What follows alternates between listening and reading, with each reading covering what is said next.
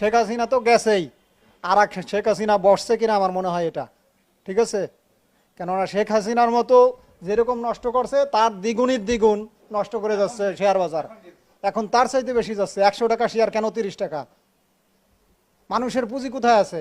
10 টাকা face value share, সে share থাকে মাত্র 3 টাকা 2 টাকা। এটা কোন জায়গা আছে? শেয়ার মার্কেটের কি অবস্থা? না চালাইতে পারুক, দায়িত্ব ছাড়িয়ে দিক, যে দায়িত্ব ছাড়িয়ে যাদেরকে পছন্দ হয় তাদেরকে দিক, তবুও সে দায়িত্ব ছাড়বে না কেন? এটা কোন ধরনের আচরণ? পিট ওয়ালের লগে ঠেকার পরে ওয়াল ভেঙে পড়ে যাচ্ছে, তারপরেও তার সেখানে কোনো দায়িত্ববোধ নাই। এখানে কি শেয়ার বাজার কি দেখতে রাখছে লোকজন?